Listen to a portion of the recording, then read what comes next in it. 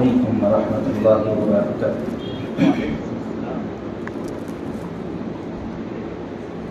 الحمد للہ رب العالمین والصلاة والسلام علی سید الانبیاء والمرسلین وعلی آلہ واصحابہ اجمعین، اما بعد، قال اللہ تبارک وتعالی فی کلامہ المجید والفرقان الحمید، اعوذ باللہ من الشیطان الرجیم، بسم اللہ الرحمن الرحیم، سبحان الذی اسری بعبدہ لیلا من المسجد الحرام إلى المسجد الأقصى الذي باركنا حوله لنريه من آياتنا، صدق الله العظيم۔ حضرات سامعین، گھروں میں بیٹھ کر سننے والی معزز خواتین اسلام، آج 27ویں رجب المرجب ہے، جس کے متعلق روایتوں میں یہ بات ملتی ہے کہ آج ہی کی رات اللہ کے رسول صلی اللہ علیہ وسلم کو اللہ تبارک و تعالی نے دیدار الہی کے لیے اور امت محمدیہ کے لیے کچھ گفٹ کے طور پر دینے کے لیے اللہ کے رسول صلی اللہ علیہ وسلم کو آسمانوں کا سیر کرایا اور مسجد حرام سے مسجد اقصی تک کا سفر ہے۔ سب سے پہلے ہم مضمون کی طرف جانے سے پہلے ایک بات آپ حضرات کے سامنے کہنا مناسب سمجھتا ہوں کہ بہت سارے بیانات آپ اب تک آپ کی عمروں کے حساب سے آپ نے شب معراج کے فضائل پر، مناقب پر، سفر معراج کو سنا ہوگا اور سنتے بھی ہیں الحمدللہ۔ جبھی بھی شب معراج کا تذکرہ ہوتا ہے، بہت سارے لوگ کسی مسجد میں کہیں جلسگاہ میں پہنچ کر سنتے ہیں، لیکن کبھی کبھی آپ کو ڈیفرنٹ بھی معلوم ہوتا ہے اور سننے کے بعد یہ سمجھتے ہیں کہ بھائی اس بیان میں مول صاحب نے یہ بات نہیں کہی تھی، اب اس بیان میں مول صاحب یہ بات کہہ رہے ہیں، کیا اس مول صاحب کی پڑھائی الگ ہے یا یہ مول صاحب کی پڑھائی الگ ہے، یا انہوں سیاہ سکتہ نے پڑھے یا انہوں نے پڑھے، یا قرآن مجید انہوں الگ پڑھ کے ہیں یا انہوں الگ پڑھ کے ہیں؟ تو اس کے لیے ایک بات جواباً عرض کرنا ضروری سمجھتا ہوں کہ اسلام ایک طاہرانہ مذہب ہے اور اسلام دشمنی، عناد، نفرت کا مذہب نہیں ہے، دوستی، امن، بھائی چارگی کا مذہب ہے۔ ہم دیکھتے ہیں ہمارے اطراف میں نماز پڑھنے والے رفع دین بھی کرتے ہیں، نماز پڑھنے والے بغیر رفع دین کے بھی نماز پڑھتے ہیں، دونوں کی نماز بھی صحیح ہے۔ آپ ان کو نہیں بول سکتے کہ مت پڑھو، آپ ہمارے کو نہیں بول سکتے کہ مت پڑھو مت سکتے نہیں، ان کی بھی حدیث ہماری بھی حدیث، اللہ کے رسول صلی اللہ علیہ وسلم نے وہ بھی کیا، اللہ کے رسول صلی اللہ علیہ وسلم نے یہ بھی کیا۔ ایسے ہی شب معراج، مول صاحب ایک مسجد میں ایک بیان میں یہ بولے کہ براق کے بارے میں یہ تذکرہ کرے اور آپ چھوڑ دیے۔ ہم چھوڑے نہیں، ہم اس لیے بیان نہیں کرے کہ آپ ہمیشہ سنتے ہوئے آئے۔ اب تھوڑا الگ ڈیفرنٹ میں آپ کو لے کے چلتے ہیں کہ معراج النبی صلی اللہ علیہ وسلم کا اصل میں پس منظر کیا ہے۔ بھائی اللہ کے رسول صلی اللہ علیہ وسلم کو معراج کے لیے بلائے، وجہ کیا بنی؟ ہر چیز حضرت جبرائیل امین علیہ السلام کے واسطے سے دنیا میں پہنچی، لیکن نماز کا ایک تحفہ ایسا ہے جس کو جبرائیل امین کے واسطے سے نہیں دے کے آسمان پہ بلائے کہ نبی یہاں آئیے اور ہم نماز کا تحفہ دیں گے۔ اصل کیا پس منظر ہے، کیا اللہ تبارک و تعالیٰ بتانا چاہ رہے ہیں، اس کو میں سب سے پہلے بیان کرتا ہوں کہ اللہ کے رسول صلی اللہ علیہ وسلم مکے میں جب تھے تو کفار کا ظلم و ستم، تعصب آپ پر ظالمانہ کوششیں کرنا، مارنے کی، گالیاں دینے کی، شاعرانہ بولنے کی، دیوانہ بولنے کی، پاگل پن بولنے کی، یہ تمام علامتیں کفار مکہ اللہ کے رسول صلی اللہ علیہ وسلم کے ساتھ کرتے تھے، اور سیرت میں بات ملتی ہے کہ اللہ کے رسول صلی اللہ علیہ وسلم اس زمانے میں بہت پریشان تھے، اور اللہ کے رسول صلی اللہ علیہ وسلم غم میں تھے، دکھ میں تھے، کیونکہ اب ساتھ دینے والے بہت کم اصحاب تھے آپ کے، اب جو کفار تھے وہ بہت زیادہ تعداد میں تھے۔ تو اللہ کے رسول صلی اللہ علیہ وسلم دل ہی دل میں اللہ تبارک و تعالیٰ سے مانگ رہے ہیں۔ اصل میں معراج النبی کرانے کا پس منظر یہ ہے کہ نبی آپ دکھ میں مت رہیے، آپ پریشان مت رہیے، ہم آپ کو اپنے پاس بلا کے اپنا دیدار کرا کے بھیجتے ہیں تاکہ آپ کے دل میں محبت پیدا ہو ہمارے سے۔ یہ اصل میں معراج النبی کا پس منظر ہے، بتانا یہ چاہ رہے۔ اب معراج النبی پہ ہم آتے ہیں۔ اللہ تبارک و تعالیٰ نے قرآن مجید میں سبحان الذی اسری بعبدہ لیلا من المسجد الحرام الی المسجد الاقصی الذی، قرآن مجید کی آیت ہے، سورہ بنی اسرائیل پہلی آیت پارے 15۔ اللہ تبارک و تعالیٰ اللہ کے رسول صلی اللہ علیہ وسلم کا سفر معراج بتا رہے ہیں، لیکن سب سے پہلے اپنی تعریف کر رہے ہیں اور بولے سبحان الذی، پاک ہے وہ ذات جس نے آپ کو اسری بعبدہ لیلا، راتوں رات مسجد حرام سے مسجد اقصی کا سفر کرایا۔ حالانکہ اللہ کے رسول صلی اللہ علیہ وسلم کا سفر سنانا ہے تو اسٹارٹنگ سفر سے کرتے تھے، لیکن اللہ تبارک و تعالیٰ نے سبحان الذی کہا، پاک ہے وہ ذات، اسٹارٹنگ مضمون کی ہیڈنگ اپنے نام سے باندھی۔ اس لیے کہ ہم دوسری جگہ پارے 26 میں سورہ فتح میں ہم دیکھتے ہیں اللہ تبارک و تعالیٰ صحابہ کی عظمت کو بتایا۔ قرآن مجید میں آیت ہے رحماء بینہم تراہم رکعا سجدا یبتغون فضلا من اللہ ورضوانا، کہ ہم نے اس میں صحابہ کو چنا جو سجدہ کرتے ہیں، جو آپس میں رحم کرنے والے ہیں، ایک دوسرے کی محبت میں رہنے والے ہیں۔ لیکن صحابہ کی عظمت کو بتانے سے پہلے رسول کریم صلی اللہ علیہ وسلم کی شان عظمت کو بتا رہے ہیں، اور آیت اسٹارٹ ہو رہی محمد الرسول اللہ والذین معہ اشداء علی الکفار رحماء بینہم۔ اصل میں چاہ رہے صحابہ کی عظمت کو بتانا، لیکن رسول کی عظمت کو پہلے بتا رہے، یہاں رسول کی عظمت کو بتانا چاہ رہے، اللہ تبارک و تعالیٰ اپنی عظمت کو بتا رہے۔ مفسرین کرام کہتے ہیں اسی سے معلوم ہوا صحابہ سے محبت، نبی سے محبت، نبی سے محبت، اللہ تبارک و تعالیٰ سے محبت۔ اور صحابہ کی عظمت بتا کے نبی کی عظمت کو بتانا چاہ رہے، اور نبی کی عظمت کو بتا کے اللہ تبارک و تعالیٰ اپنی شان کو بتانا چاہ رہے۔ سفر معراج کا واقعہ دنیا جب تک ہے، جب تک ہم ہیں، ہماری نسلیں ہیں، آنے والے بچے ہیں، کوئی بھی ہو، کتنا بھی بڑا سائنسداں سائنٹسٹ بن جائے، لیکن اس کا دماغ، اس کی عقل اس بات کو گوارا نہیں کر سکتی کہ راتوں رات ایک شخصیت مسجد حرام سے مسجد اقصی پہنچی، وہاں سے 7 آسمانوں کا سیر ہوا، اللہ کا دیدار ہوا، پھر واپس راتوں رات مسجد حرام میں آ گئی۔ کوئی سائنسداں نہیں مان سکتا، اس کی عقل اس بات کو تسلیم نہیں کر سکتی کہ بھائی آدھے سے 1 گھنٹے میں اتنا سفر کیسے ہو سکتا ہے، ناممکن ہے۔ ہماری بھی عقل تسلیم نہیں کر سکتی کہ ہم یہاں سے چار مینار جانا ہے تو آدھے سے 1 گھنٹہ ہوگا، ٹریفک نہیں رہی تو آدھا گھنٹہ، ٹریفک رہی 1 گھنٹہ۔ رسول کریم صلی اللہ علیہ وسلم کی شان عظمت کو بتایا جاتا کہ آخر الزمان 1,24,000 انبیاء آئے، لیکن کسی کو معراج نہیں ہوئی سوائے رسول کریم صلی اللہ علیہ وسلم کی۔ یہی تو آپ کی شان ہے، یہی تو آپ کی عظمت ہے، یہی تو آپ کی رفعت ہے، یہی تو آپ کا مرتبہ ہے، یہی تو آپ کی بلندی ہے۔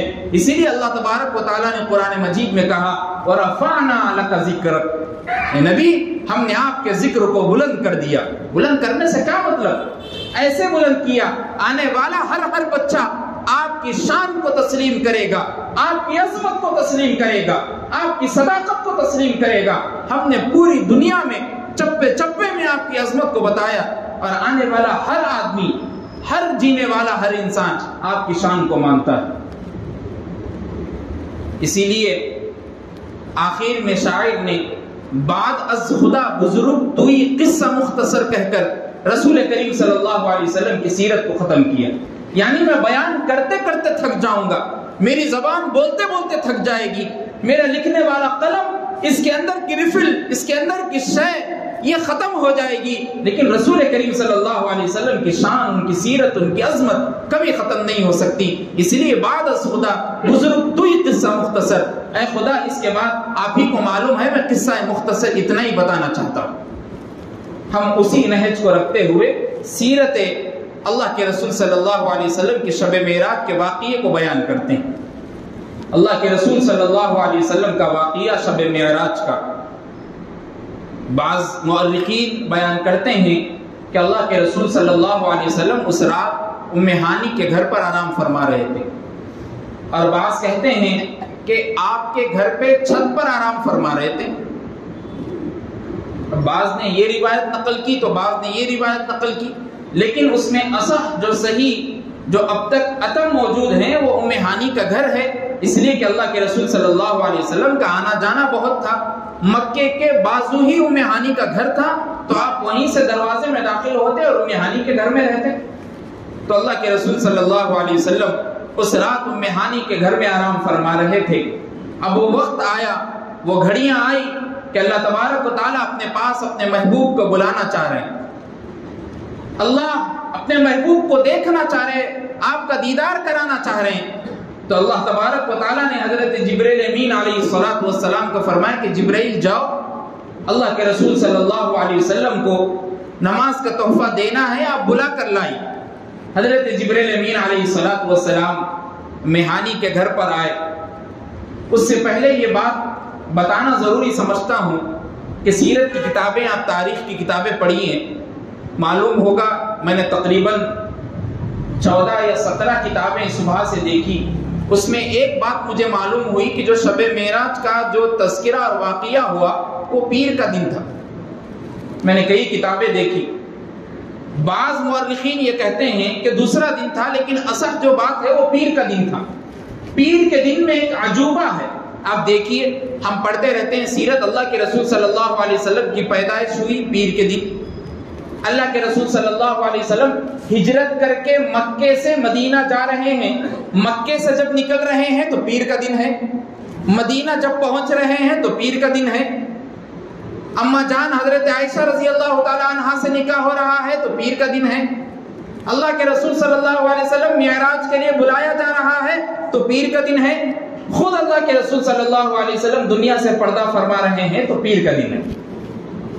آخر کیا ہے بھائی پیر کے دن میں ایسا راز کہ منگل نہیں چنا گیا، ہفتہ نہیں، اتوار نہیں، جمعے جیسی فضیلت والا دن ہے اس کو نہیں بتایا گیا، پیر کے دن کو ایسا مخصوص کر کے بتایا جا رہا ہے. مورخین لکھتے ہیں کہ جب دنیا بنائی گئی تو یہود و نصارہ اور مسلم طبقے سے کہا گیا کہ تم عبادت کا ایک ایک دن چن لو تاکہ تم اس دن عبادت اچھے سے کر سکو.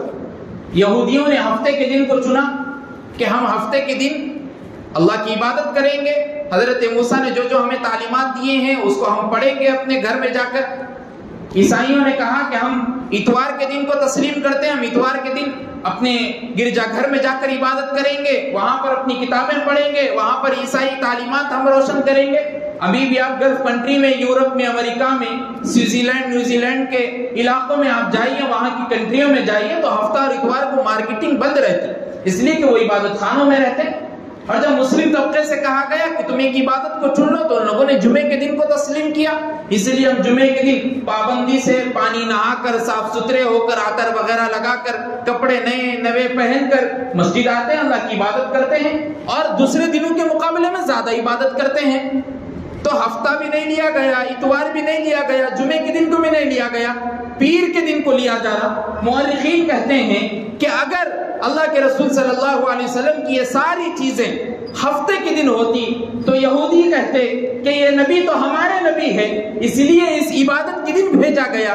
اگر اتوار کے دن ہوتا تو عیسائیت کہتے کہ یہ نبی تو ہمارے نبی ہیں، اس لیے سارے کام اتوار کے دن ہوئے. اگر جمعے کے دن ہوتا تو مسلم طبقے کا ہر بچہ گواہی دیتا کہ یہ ساری چیزیں جمعے کے دن ہوئے ہیں، یہ ہمارے نبی ہیں. اللہ تبارک و تعالیٰ ساری کائنات کو بتانا چاہتے ہیں یہ ساروں کے نبی ہے. دنیا جب تک چلے گی. یہ آخری نبی ہیں. انا خاتم النبیین لا نبی بعدی. اس لیے ایک الگ دن کو تسلیم کر کے بتایا گیا. پیر سب کا دن ہے تو یہ سب کے نبی ہیں. مورخین نے ان باتوں کو شب معراج کی فضائل و مناقب میں ذکر کیا. اور اللہ کے رسول صلی اللہ علیہ وسلم کے پاس جب جبریل امین علیہ السلام پہنچنے کے بعد اللہ کے رسول صلی اللہ علیہ وسلم کو ہم اس سے پہلے ایک چیز بتانا اور بولنا ضروری سمجھتا ہوں کہ شق صدر کا واقعہ ہوا. شق صدر اللہ کے رسول صلی اللہ علیہ وسلم کو 4 مرتبہ ہوا. ایک جب آپ بچپن میں تھے, ایک جب آپ کی عمر 10 سال کو پہنچی, ایک معراج کے وقت, ایک چوتھا جب آپ کو نبوت ملی. 4 مرتبہ شق صدر ہو. شق صدر کا مطلب کیا ہے؟ شق بولتے عربی میں پھاڑنے کو, صدر بولتے سینے کو. یعنی سینہ چیر کر دل کو نکالا گیا, پانی سے دھویا گیا, اس کے بعد پھر دل رکھ دیا گیا. یہ واقعہ کسی اور انبیاء کے ساتھ نہیں ہوا سوائے اللہ کے رسول صلی اللہ علیہ وسلم کے. حضرت جبریل امین علیہ السلام اللہ کے رسول صلی اللہ علیہ وسلم کے پاس پہنچے. پہنچنے کے بعد دیکھا اللہ کے رسول صلی اللہ علیہ وسلم آرام فرما رہے ہیں. اب اللہ کے رسول صلی اللہ علیہ وسلم کو جگانا ہے, اٹھانا ہے. اب حضرت جبریل امین خود آیت لے کر نازل ہوئے کہ آیت ہے, ہم پڑھتے رہتے ہیں, سورہ حجرات کی آیت ہے کہ یا ایھا الذین آمنوا لا ترفعوا اصواتکم فوق صوت النبی. اے ایمان والو, اپنی آواز کو نبی کی آواز سے بلند مت کرو. لا تجہروا لہ بالقول کجہر بعضکم لبعض. جیسے تم ایک دوسرے کو پکارتے ہو, بلاتے ہو, ایسے مت بلاؤ.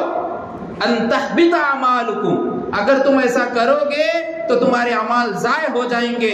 وانتم لا تشعرون, اور تم سمجھ بھی نہیں سکو گے کہ تمہارے اعمال کہاں چلیں گے. حضرت جبرائیل خود پہنچانے والے, اب اللہ کے رسول صلی اللہ علیہ وسلم کو کیسے بلند آواز سے اٹھا سکتے ہیں؟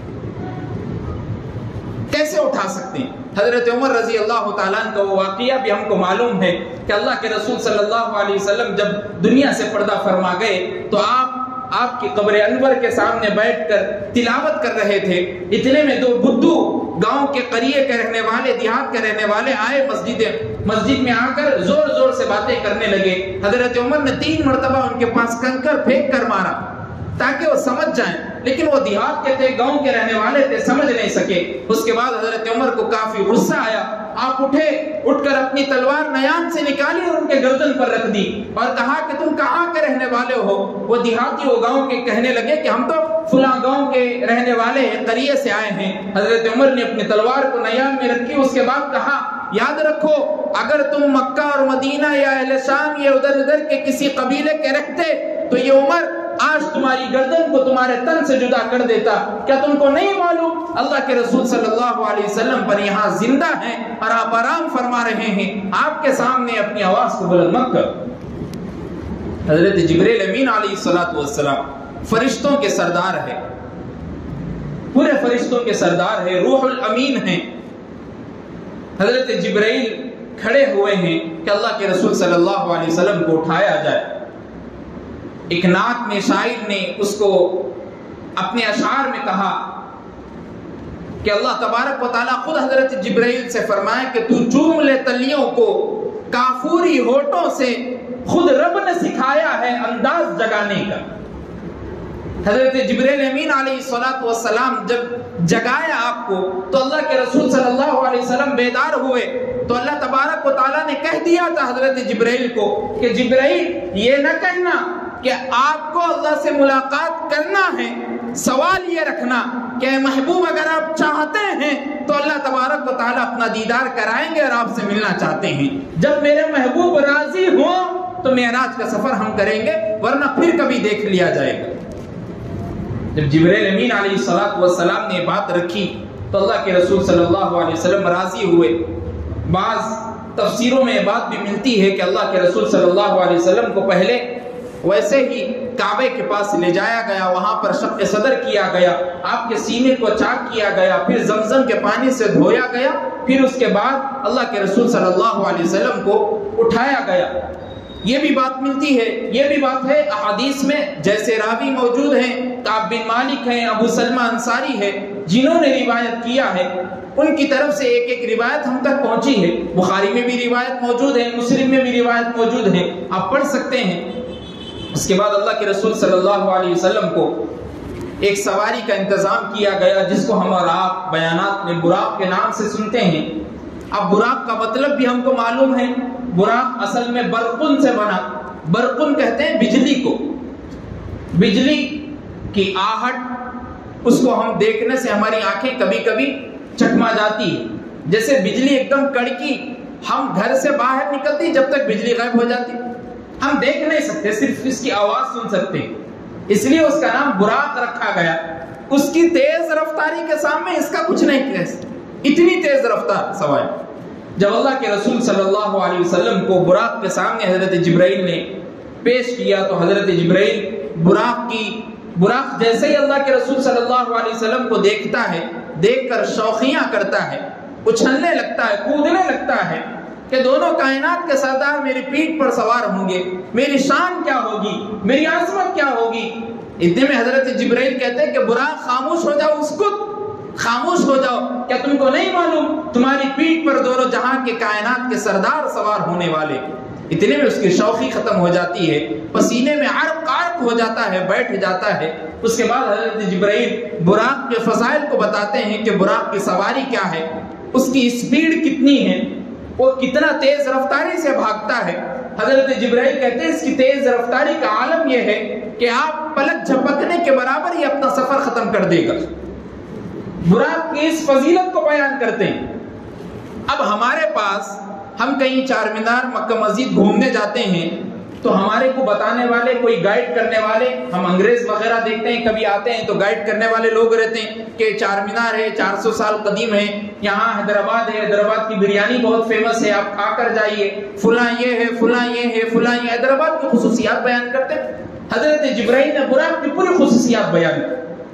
اگر کسی کے سامنے اس کی خصوصیات، اس کے فضائل بیان کیے جاتے ہیں تو لوگ خوش ہوتے ہیں، مسکراتے ہیں، لیکن دونوں جہاں کے کائنات کے سردار کو دیکھیے، عظمت مصطفیٰ کو دیکھیے۔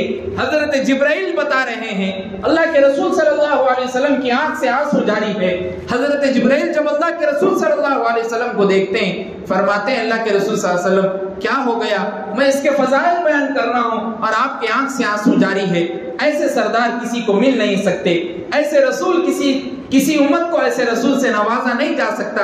اتنے پیارے نبی، آپ فرماتے ہیں کہ میرے لیے تو اللہ تبارک و تعالیٰ نے ایسی سواری کا انتظام کیا، لیکن میں میری امت کا سوچ رہا ہوں، جو پل صراط پر سے گزرے گی، جو بال سے زیادہ باریک، تلوار سے زیادہ تیز ہوگی، میری امت کے لوگوں کا حال کیا ہوگا۔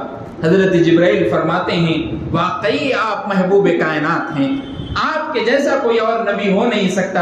اتنے میں آپ کے پاس پیغام پہنچتا ہے، اے جبرائیل کہہ دو نبی سے، اے جبرائیل کہہ دو نبی سے، آپ کی امت کے ہر شخص پر جنت واجب۔ اس لیے اللہ کے رسول صلی اللہ علیہ وسلم نے فرمایا مجھ کو معراج میں 3 تحفے دیے گئے، ایک نماز کا تحفہ، ایک سورہ بقرہ کی آخری 10 آیتیں، تیسرا تحفہ میری امت کے ہر آدمی پر جنت واجب ہے، ایسا آدمی جس نے اب تک شرک نہ کیا، اگر اس نے شرک کر لیا تو اس کے اوپر جنت نہیں۔ یہ 3 تحفے آپ کو نوازے گئے، اسی لیے اللہ کے رسول صلی اللہ علیہ وسلم نے معراج کے سفر میں یہ باتیں بتائی۔ اس کے بعد اللہ کے رسول صلی اللہ علیہ وسلم براق پر سوار ہوئے، براق کی کمان کو حضرت جبرائیل نے پکڑا، دیکھیے کیا شان سے لیا جا رہا ہے۔ براق کی کمان کو حضرت جبرائیل پکڑے ہیں، آزو بازو 10,000 فرشتے موجود ہیں۔ اللہ کے رسول صلی اللہ علیہ وسلم کی شان عظمت کو دیکھیے، کتابت لکھنے والے، سیرت لکھنے والے، مقررین، مخاطبین، خطیب حضرات یہاں آ کر ایک بات کہتے ہیں، جس کے آزو بازو فرشتے نگرانی کرتے ہوں، اس کائنات کی سردار کے ہم امتی ہیں، اس سے بڑھ کر اور کیا چاہیے۔ وَمَا أَرْسَلْنَاكَ إِلَّا رَحْمَةً لِّلْعَالَمِينَ، کہ نبی آپ کو دونوں جہاں کا رحمت للعالمین بنا کے بھیجا گیا، آپ دونوں جہاں کے لیے رحمت۔ اس کے بعد سواری آگے بڑھی، آپ نے کوہ طور پر آپ رکے، اس کے بعد 2 رکعتیں آپ نے پڑھی، وہی کوہ طور جہاں پر موسیٰ علیہ السلام نے اللہ تبارک و تعالیٰ سے ملاقات کی ضد بھی کی اور اللہ تبارک و تعالیٰ کو دیکھنا بھی چاہ رہے تھے، وہی کوہ طور سینا۔ اس سے پہلے اللہ کے رسول صلی اللہ علیہ وسلم کو مدینہ منورہ سے پہلے ہی آپ کو روکا گیا، وہاں پر آپ نے 2 رکعت نماز ادا کی، وہاں پر کھجور کے باغات کو دیکھ کر آپ مسکرا رہے تھے۔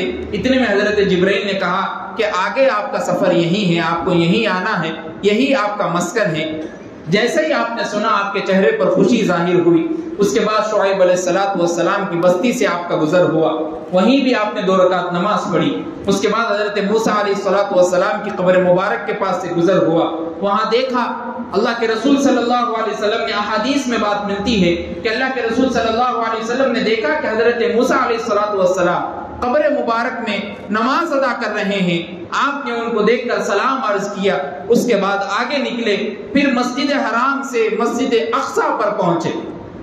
مسجد اقصیٰ پر جہاں پہنچنے کے بعد دیکھا مسجد اقصیٰ میں پورے کے پورے تمام انبیاء صفے بنائے کھڑے ہوئے، اور ایسا دکھ رہا ہے کہ بھائی کسی کا انتظار ہے، کوئی آنے والا ہے جو ہمارے سے بڑا ہے، عمر میں چھوٹا ہے، فوقیت میں بڑا ہے، عمر میں چھوٹا ہے، عظمت میں بڑا ہے، عمر میں چھوٹا ہے، شان میں بڑا ہے، عمر میں چھوٹا ہے، مرتبہ میں بہت بڑا ہے۔ پورے انبیاء انتظار میں ہیں۔ جیسے ہم مسجد میں صف بنا کے کھڑے ہو گئے، امام صاحب آنے والے ہیں تو امام صاحب کا انتظار کرتے ہیں، امام صاحب آگے تو صفیں چیرتے ہوئے جگہ بناتے اور امام صاحب کو مصلی پر پہنچاتے، بالکل عین اسی طرح اللہ کے رسول صلی اللہ علیہ وسلم کو تمام انبیاء جیسے ہی آپ کو دیکھا، الصلاۃ والسلام علیک یا رسول اللہ، السلام علیک یا ایھا النبی، اے نبی ہم آپ پر سلامتی بھیجتے ہیں، ہم آپ کو سلام کہتے ہیں۔ اس کے بعد اللہ کے رسول صلی اللہ علیہ وسلم مسجد اقصیٰ میں پہنچنے کے بعد صفوں کو چیرا گیا اور آپ کو آگے جیسے ہی بھیجا گیا، اللہ کے رسول صلی اللہ علیہ وسلم نے حضرت آدم سے کہا کہ آپ ہمارے دادا ہیں، آپ نماز پڑھائیں۔ حضرت ابراہیم سے کہا کہ آپ ہمارے باپ ہیں، آپ عمر میں زیادہ ہیں، آپ نماز پڑھائیں۔ حضرت موسیٰ بھی وہاں موجود ہیں۔ بعض لوگ آ کر ایک سوال یہ کرتے ہیں، اشکال یہ کرتے ہیں کہ بھائی ابھی تو موسیٰ علیہ السلام کو قبر میں دیکھ کے نماز پڑھ رہے تھے، پھر آپ بیان کر رہے کہ مسجد اقصیٰ میں دیکھیں یہاں بھی ہے۔ ہمارے کو شک اس بات پہ ہو رہا، کیا اللہ کے رسول صلی اللہ علیہ وسلم کی سواری سے بھی تیز موسیٰ علیہ السلام گزر گئے؟ سوال یہ پیدا ہو رہا ہمارا بتانا اور مطلب، اور اس کا جواب یہ ہے کہ اللہ کے رسول صلی اللہ علیہ وسلم کی سواری کا انداز اور براق کی تیز رفتاری کا عالم تو بہت تھا، لیکن اللہ تبارک و تعالیٰ نے ایک معاملہ پہلے سے بنایا تھا کہ ان شرائط پر معراج ہوگی اور پورے انبیاء جب موجود ہوں گے تو اللہ کے رسول صلی اللہ علیہ وسلم اندر انٹر ہوں گے اور انٹری لیں گے۔ یہ اللہ تبارک و تعالیٰ کا قانون تھا، ضابطہ تھا۔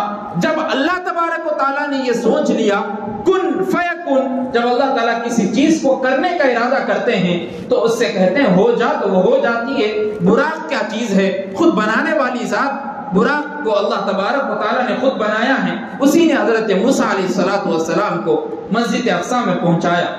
جب اللہ کے رسول صلی اللہ علیہ وسلم نے سوال عرض کیا، حضرت ابراہیم، حضرت آدم، حضرت موسیٰ نے کہا کہ نہیں، یہ سارے انبیاء کو اس لیے جمع کیا گیا ہے تاکہ آپ کے مقتدی بنے، آپ کی امامت میں نماز پڑھے، اسی لیے ہم اللہ کے رسول صلی اللہ علیہ وسلم کو امام الانبیاء کہتے ہیں۔ آپ نبیوں کی امامت کرنے والے ہیں، کسی اور نبی نے امامت نہیں کی سوائے اللہ کے رسول صلی اللہ علیہ وسلم۔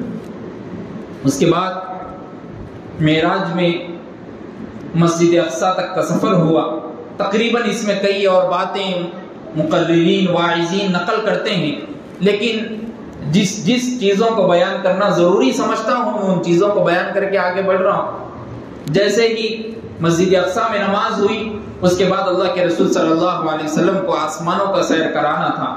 حضرت جبرائیل امین علیہ السلام نے براق کی سواری کو 7 آسمانوں پر جب سیر کرنے چلے تو پہلے آسمان پر حضرت آدم سے ملاقات ہوئی، دوسرے آسمان پر حضرت عیسیٰ سے ملاقات ہوئی، تیسرے آسمان پر سلیمان علیہ السلام سے ملاقات ہوئی، چوتھے پر، پانچویں پر، چھٹے پر، ساتویں پر حضرت ابراہیم، حضرت موسیٰ علیہ السلام سے ملاقات ہوئی، اور ہر 7 جگہوں پر اللہ کے رسول صلی اللہ علیہ وسلم حضرت جبرائیل کے ساتھ پہنچتے ہیں، پہنچ کر دروازے کو کھٹکھٹاتے ہیں، اندر سے آواز آتی ہے، من؟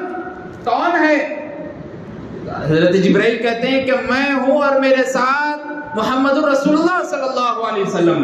جیسے ہی سنتے ہیں دروازے کھل جاتے ہیں اور آپ جیسے ہی اندر انٹر ہوتے ہیں، الصلاۃ والسلام علیکہ یا رسول اللہ کی آوازیں آتی ہیں اور فرشتے آپ کو سلام عرض کرتے ہیں۔ یہ ساتوں آسمانوں پر بھی ہوا۔ اس کے بعد اللہ کے رسول صلی اللہ علیہ وسلم نے ساتوں آسمانوں کا جب سیر کرایا گیا تو اس کے بعد سب سے بڑی بات جو آپ کو سنانا ضروری ہے وہ جنت اور جہنم کے مشاہدات ہے۔ جنت کو دکھایا گیا، جہنم کو دکھایا گیا، جہنم میں عذابات کو بتایا گیا۔ بعض مورخین نقل کرتے ہیں کہ 10 گناہ کبیرہ کو بتایا گیا، بعض نقل کرتے ہیں کہ 6 گناہ کبیرہ کو بتایا گیا، بعض نقل کرتے ہیں کہ انگنت گناہ کو بتایا گیا، لیکن 4 گناہ کبیرہ بہت مین ہے، اسی کو بتایا گیا۔ بتانے کا اور سمجھانے کا مطلب یہ ہے کہ گناہوں سے چھٹکارے کے لیے نبی رحمت صلی اللہ علیہ وسلم کی امت کو پہلے ہی سے انتباہ کیا گیا، باخبر کیا گیا، اٹینشن بولا گیا کہ ان گناہوں سے بچو ورنہ یہ عذاب میں آپ کو مبتلا کر دیا جائے۔ کسی اور نبی کو نہیں بتایا گیا، حضرت آدم کو نہیں بتایا گیا، حضرت نوح کو نہیں، موسیٰ کو نہیں علیہ الصلوۃ والسلام، کسی نبی کو نہیں۔ اللہ کے رسول صلی اللہ علیہ وسلم کی امت کو بتایا جا رہا کہ اگر یہ کیا جائے گا تو ایسا عذاب ملے گا۔ اللہ کے رسول صلی اللہ علیہ وسلم جیسے ہی ساتوں آسمانوں کا آپ کا سفر ہوا، حضرت جبرائیل نے جہنم کے مشاہدات کے لیے آپ کو لے جانا چاہا۔ اس سے پہلے اللہ کے رسول صلی اللہ علیہ وسلم فرماتے ہیں، بخاری کی روایت حضرت انس بن مالک فرماتے ہیں، اللہ کے رسول صلی اللہ علیہ وسلم نے فرمایا کہ میں ابھی جہنم کے قریب ہی تھا، مجھ کو ایسی گرمی محسوس ہوئی، ایسی گرم آہٹ محسوس ہوئی، میں نے جبرائیل سے پوچھا اس گرمی کی شدت کی وجہ کیا ہے؟ جبرائیل فرماتے ہیں جہنم ہے جس میں خطرناک عذاب، جس میں کئی برسوں سے دنیا بنانے سے پہلے سے آگ کو تیار کیا جا رہا ہے، ایندھن کو جمع کیا جا رہا ہے۔ اس لیے قرآن مجید میں اللہ تبارک و تعالیٰ نے فرمایا یوم نقول لجہنم هل امتلأت وتقول هل من مزید، جب جہنم سے اللہ سوال کریں گے کیا تو بھر گئی؟ جہنم بولے گی نہیں، اگر آپ ابھی دے سکتے تو میرے اندر جگہ ہے، حل من مزید، اور بھریے، میں تیار ہوں۔ یہ جہنم جواب عرض کر رہی، اتنا خطرناک آگ۔ اور کس لیے؟ ہم جیسے گنہگاروں کے لیے۔ پہلے ہی باخبر کرنے کے بعد بھی کوئی آدمی گناہ کرتا تو اس سے برا کوئی نہیں ہوتا۔ جیسا مثلا یہاں آغا پورا ہے، یہ گلی ہے، گلی میں روڈ کھود دی گئی، وہاں بورڈ لگا دیے کہ یہاں نہیں آ سکتے، یہاں پر روڈ کا ورک چل رہا، کام چل رہا، آپ مت آئیے، دوسری روڈ لیجیے۔ اگر کوئی آدمی وہ دیکھنے کے بعد، پڑھنے کے بعد بھی آ رہا ہے تو وہ گڑھے میں گر کے مار لگا لیں گا یا صحیح سے گھر کو سلامت پہنچیں گا؟ گڑھے میں گریں گا، مار لگا لیں گا، گاڑی ہی نہیں چلیں گی۔ بتایا گیا تھا، پھر بھی آیا کوئی آدمی۔ اسی طریقے سے اللہ کے رسول صلی اللہ علیہ وسلم نے بتایا ہے کہ کن کن گناہوں کا کیا کیا عذاب دیا جائے گا۔ اس کے بعد بھی کوئی اور بچہ، کوئی اور آدمی، کوئی اور عورت، کوئی اور امت کا آدمی فرض کر رہا ہے تو سمجھیے آپ اللہ تعالیٰ کتنے غیظ و غضب میں ہیں، اللہ تعالیٰ کتنے ناراض ہوں گے ہم سے، اللہ تعالیٰ کیسے سخت عذاب میں ہم کو مبتلا کریں گے۔ سوچنے والی بات ہے۔ حضرت جبرائیل امین علیہ الصلوۃ والسلام نے اللہ کے رسول صلی اللہ علیہ وسلم کو جہنم کا مشاہدہ کرایا۔ سب سے پہلے آپ نے ایک ٹیم کو دیکھا، ایک جماعت کو دیکھا، ایک جماعت کو دیکھا جن کے سر کو کچلا جا رہا تھا۔ بڑا پتھر لے لیے، سر کو رکھ دیے، بڑا پتھر اوپر سے ڈالا جا رہا ہے، سر کچل رہا ہے۔ پھر اللہ کے رسول صلی اللہ علیہ وسلم دیکھتے ہیں اچانک پھر بن گئے، پھر ڈال دیا گیا، پھر کچلا گیا، پھر بن گیا۔ دیکھتے ہیں آپ، دیکھتے ہیں ویسا ہی ہو رہا۔ اللہ کے رسول صلی اللہ علیہ وسلم کی آنکھ سے آنسو جاری ہے۔ آپ نے جبرائیل امین علیہ الصلوۃ والسلام سے پوچھا جبرائیل کیا ماجرا ہے؟ اتنا خطرناک عذاب، اتنا سخت ترین عذاب، وجہ کیا ہے؟ حضرت جبرائیل فرماتے ہیں اللہ کے رسول صلی اللہ علیہ وسلم یا آپ کی امت کے وہ لوگ ہوں گے جو نمازوں کو چھوڑا کریں گے، جو نمازوں کو قضا کریں گے، جن کی نمازیں چھوٹ جائیں گی، جو مسجدوں کو آ کر نماز پابندی سے ادا نہیں کریں گے۔ مورخین لکھتے ہیں، مفسرین کرام کہتے ہیں کہ جو آدمی فجر کی نماز چھوڑے گا، فجر سے لے کر ظہر تک کا وہی عذاب اس کو دیا جائے گا۔ پھر اگر اس نے ظہر چھوڑی، ظہر سے لے کر عصر تک کچلا جائے گا، عصر چھوڑی، عصر سے لے کر مغرب تک کچلا جائے گا۔ مغرب کی نماز پڑھ لی تھی، مغرب سے عشاء تک روک دیا گیا، پھر عشاء چھوٹ گئی، عشاء سے لے کر فجر تک کوٹا جائے گا، مارا جائے گا، کچلا جائے گا۔ ہماری ایک انگلی پتھر کے درمیان، ایک چھوٹی سی کھڑکی کے درمیان، گاڑی کے ایک ٹائر میں پھنس گئی، سائیکل کی ایک رنگ کے درمیان میں پھنس گئی، جالی کے اندر پھنس گئی، ہماری آنکھ دل سے نکلتی ہیں، امی ابا کی آوازیں اندر سے نکلتی ہیں۔ جب ہمیں زندہ رہتے وقت ہمارے سر کو بڑے پتھر سے گنیٹ سے کچلا جا رہا ہو تو سوچئے ماجرا کیا ہوگا۔ ہمارے اندر اتنی طاقت نہیں ہے کہ ہم برداشت کر سکیں، پھر بھی روٹ کی نمازیں چھوڑتے ہیں، پھر بھی کانوں میں مؤذن صاحب کی آواز، اذان کی آواز کانوں میں پہنچتی ہے، ٹی وی کا ریموٹ لیتے ہیں، میوٹ کرتے ہیں، جیسے ہی مؤذن صاحب کی اذان کی آواز ختم ہوئی، لا الہ الا اللہ بول دیے، ابھی اذان کا جواب بھی نہیں ملا، ابھی درود شریف بھی نہیں پڑھے، اس سے پہلے ان کی فلم کہاں چھوٹ جائیں گی، کہاں سیریل ختم ہو جائے گا، کیا ہو گیا آگے حساب، میوٹ اوپن کر دیے، آواز آنا شروع ہو۔ یہ مسلمان ہمارے نبی کیسے مرتبے والے، رفعت والے، عظمت والے، عذابات کو بتایا جا رہا، نبی کائنات کی آنکھ سے آنسو جاری ہے۔ اتنے پیارے نبی ملنے کے باوجود بھی ہم ایسے گناہوں میں مبتلا ہے، سوچی۔ اس کے بعد حضرت جبرائیل نے آگے آپ کو لے جایا، اس کے بعد اللہ کے رسول صلی اللہ علیہ وسلم نے ایک اور عذاب کو دیکھا، ایک جماعت کو دیکھا جن کی آنکھ نیلی، ہونٹ کالے، ہونٹ اتنے بڑے کہ اوپر کا ہونٹ سر پہ رکھا ہوا، نیچے کا ہونٹ زمین پر گھسیٹ رہا ہے، اتنا بڑا ہونٹ، اور دو جبڑوں کو پکڑ کر آگ کے انگارے اندر ڈھکل دیے جا رہے ہیں۔ اللہ کے رسول صلی اللہ علیہ وسلم نے دیکھا، آگ کی آنکھ سے آنسو جاری ہے۔ اب فرماتے ہیں جبرائیل، اتنا خطرناک عذاب، اتنا سخت عذاب میری امت کیسے برداشت کر سکے گی؟ جبرائیل یہ کون ہے؟ ایسا عذاب کیوں دیا جا رہا ہے؟ جبرائیل فرماتے ہیں اللہ کے نبی، آپ کی امت کے وہ لوگ ہیں جو شراب پیا کرتے تھے، جو ناجائز فعل کیا کرتے تھے، جو ناجائز حرام چیزوں کی طرف پڑا کرتے تھے اور کھایا کرتے تھے۔ شراب پینے کی اتنی خطرناک سزا ہم برداشت نہیں کر سکتے، ہمارے اندر اتنی طاقت نہیں ہے۔ میں شراب کو لے کر اور دو تین چیزیں اس میں ایڈ کرنا چاہتا ہوں۔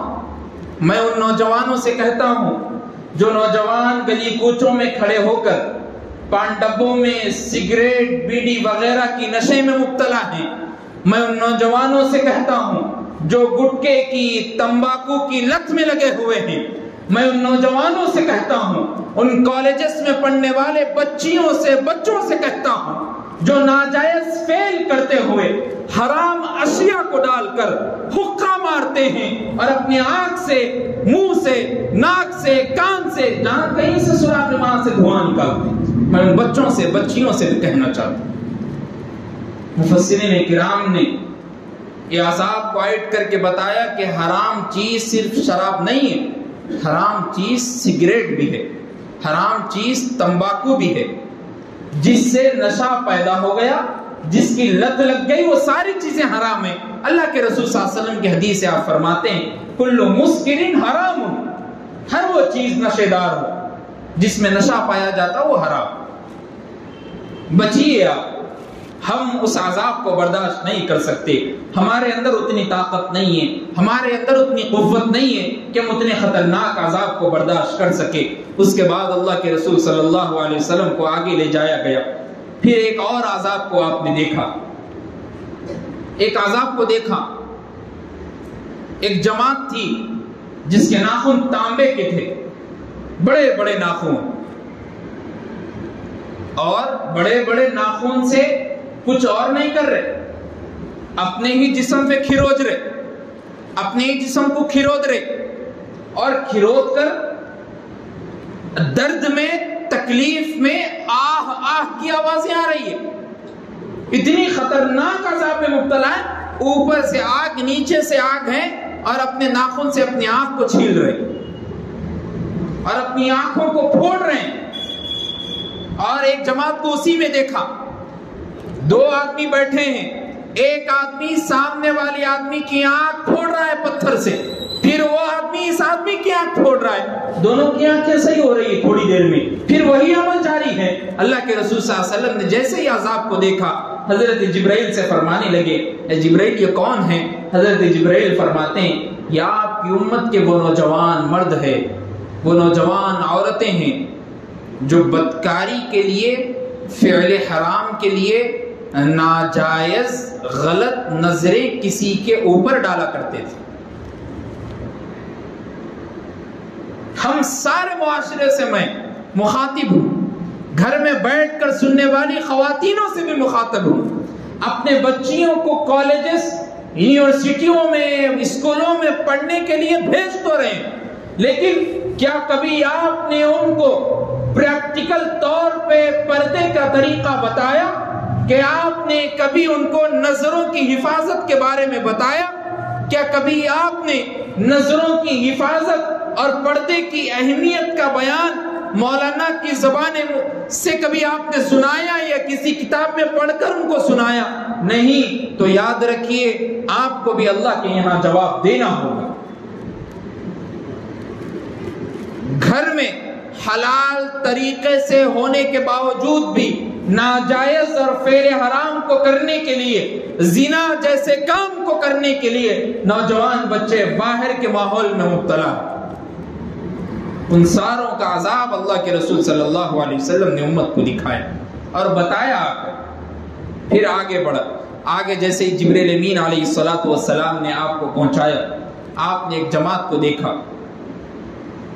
وہ جماعت جس کے پیٹ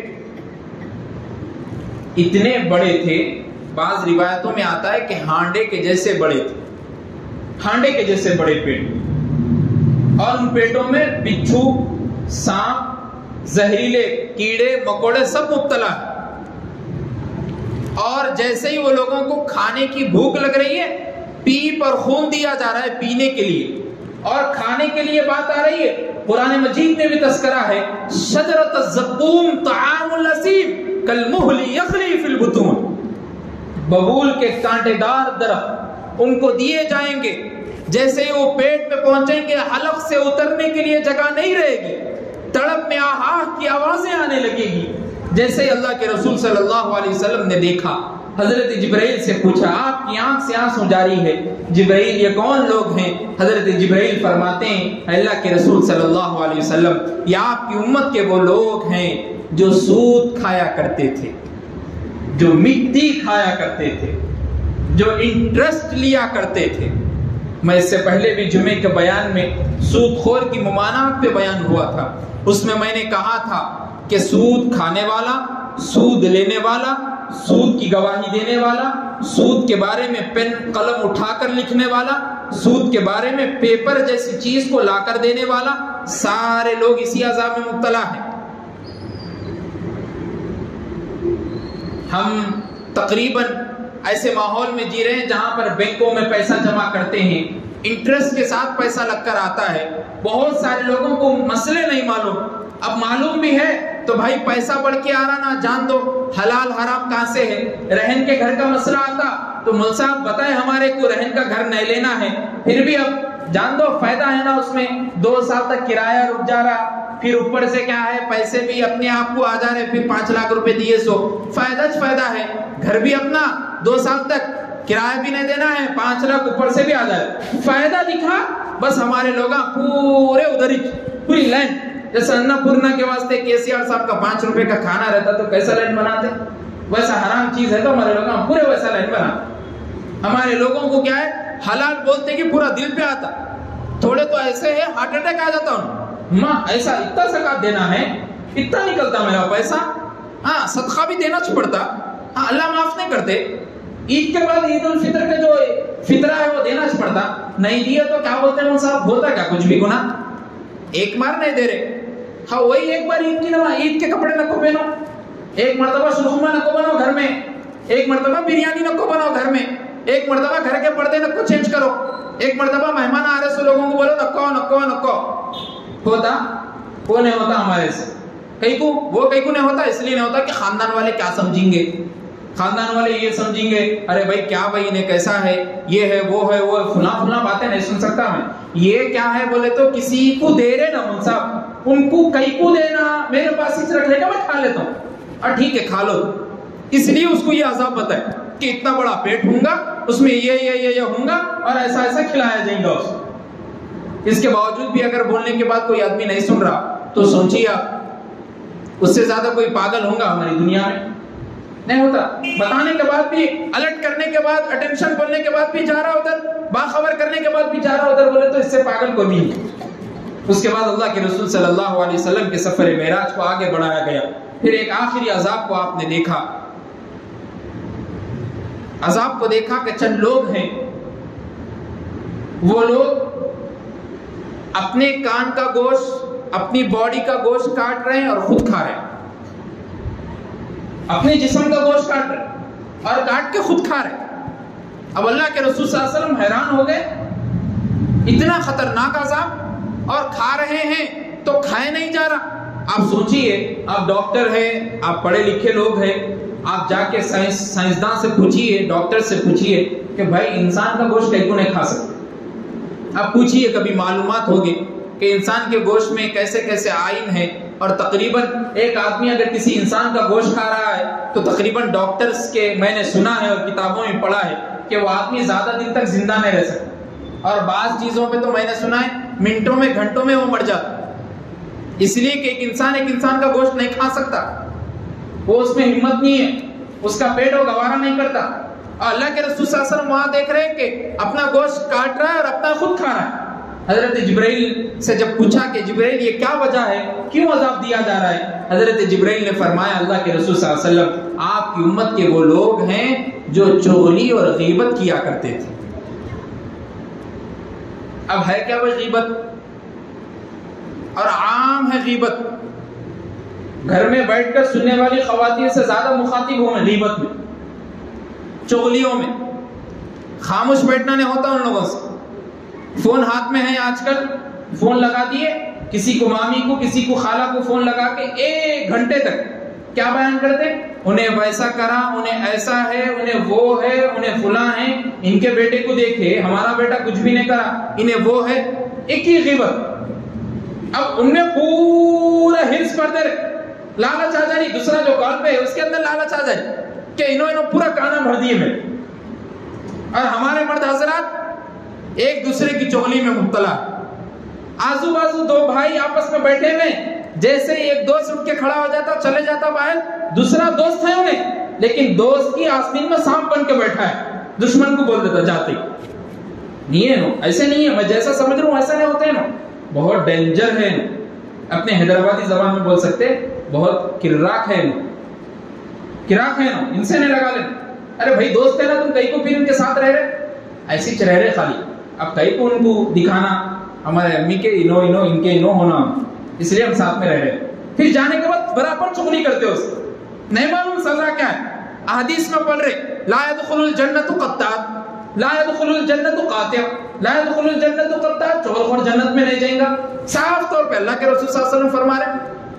قرآن مجید میں آیت ہے، سورہ حجرات پڑھیے، اللہ تبارک و تعالیٰ فرما رہے اَيَحُبُّ أَحَدُكُمْ أَن يَأْكُلَ لَحْمَ أَخِيهِ مَيْتًا فَكَرِهْتُمُوهُ، کیا تم اپنے مردہ بھائی کا گوشت کھانا پسند کرتے ہو؟ پورے بندے بولے نہیں کیسا کھا سکتے؟ تو اللہ تبارک و تعالیٰ بولے لا يغتب بعضكم بعضا، تو تم ایک دوسرے کی غیبت مت کیا کرو، اگر کریں گے تو ایسا عذاب ملے گا۔ اب ہم اس کے باوجود بھی گھر میں خواتین رہنے والی، گھر میں بیٹھ کر سننے والی خواتین اس میں مبتلا ہے، غیبت جیسے فعل میں، چغلی جیسے فعل میں اپنے گھر کی باتیں، پرسنل باتیں کسی اور کے گھر میں پہنچا رہی ہے۔ تو آپ سوچئے آپ سے زیادہ غیبت کرنے والا کون ہوگا؟ آپ کو اس عذاب میں مبتلا جب کیا جائے گا تو آپ برداشت نہیں کر سکتے، آپ کے اندر اتنی طاقت نہیں۔ اللہ کے رسول صلی اللہ علیہ وسلم کو یہ سارے جہنم کے مشاہدات کرائے گئے، اس کے بعد جنت کی مشاہدات کرائے گئے۔ جنت بھی اعلیٰ قسم کی ہمارے لیے بنائی گئی۔ جنت کے بارے میں تقریباً کئی احادیث موجود ہیں، تاریخ کی بڑی بڑی کتابیں موجود ہیں، آپ بھی پڑھ سکتے ہیں، انگلش میں ہے، رومن انگلش میں موجود ہیں، تیلگو میں ہے، کنڑ میں، مراٹھی میں ہے، جو لینگویج آپ کو آتی، جنت کے نظاروں میں کو آپ پڑھیے، سوچئے ہمارے لیے کیسی جنت تیار کی گئی ہے۔ تاریخ میں آتا ہے جنت کے بارے میں فرمایا گیا کہ جنت ہماری دنیا کے 7 دنیا کے برابر جنت کا ایک کمرہ ہے۔ ہم صرف آغا پورا ہمارے کو دے دیے تو بس ہو جاتا، پیر پھیلا کے سو سکتے ہیں۔ اتنا گھر دے دی اس مسجد کے اندر تو ہمارے شوہر کے ساتھ زندگی گزار سکتے ہیں۔ 7 دنیا کے برابر ایک روم دے دے رہے جنت میں، تو سوچئے وہ ہمارا ذاتی ہے، کرایہ دار نہیں ہوں گے ہم۔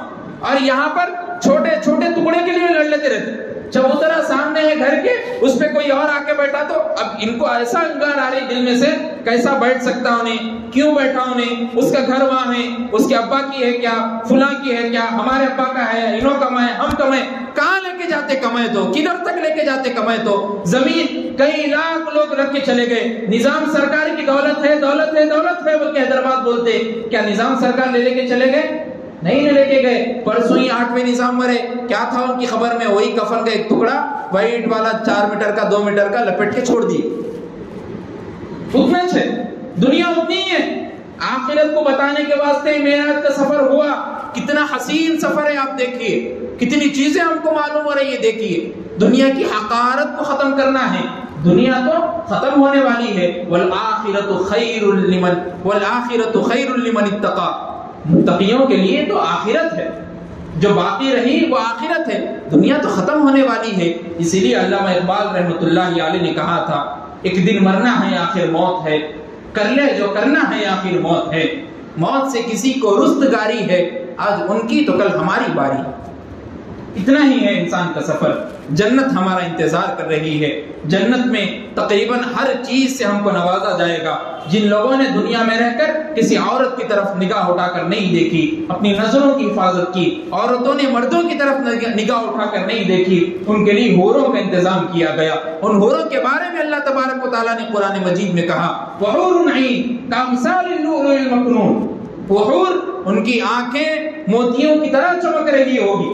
تقریباً تاریخ میں بات ملتی ہے کہ جب جنتی حور کو دیکھے گا تو 70 سال تک صرف دیکھتے ہی رہے گا، 70 سال تک صرف دیکھتے ہی رہے گا۔